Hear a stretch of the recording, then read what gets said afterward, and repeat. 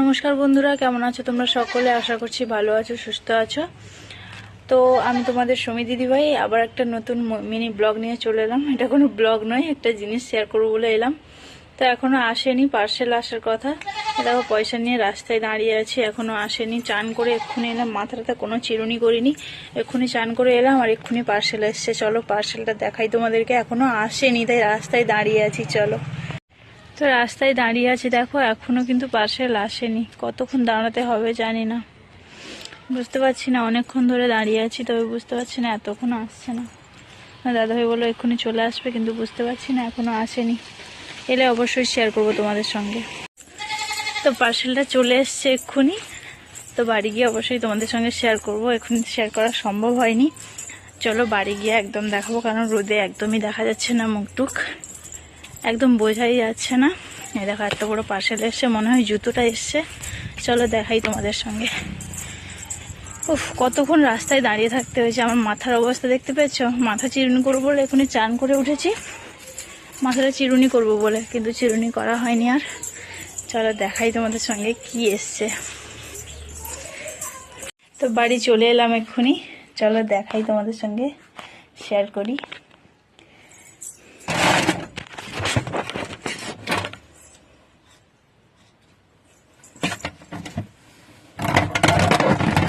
মোবাইলটা ঠিকঠাক না লাগালে কি করে দেখাবো বাবা।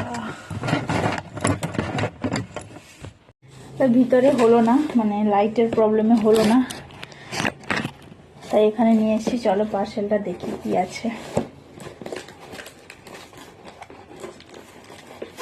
মনে হয়তো জুতো আছে।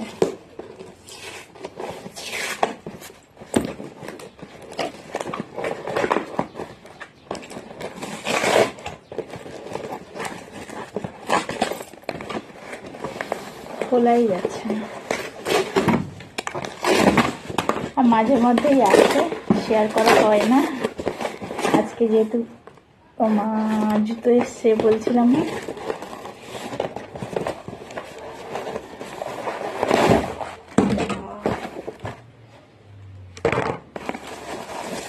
জুতো এসছে দেখো।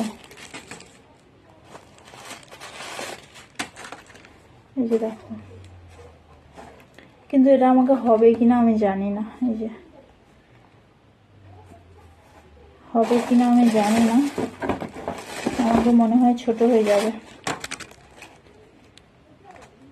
মনে তো হয় ছোট হবে, জানি না। এই যে কেমন হয়েছে কিন্তু কমেন্ট করে জানাবে, অবশ্যই জানাবে কেমন হয়েছে। ঠিক আছে, এটা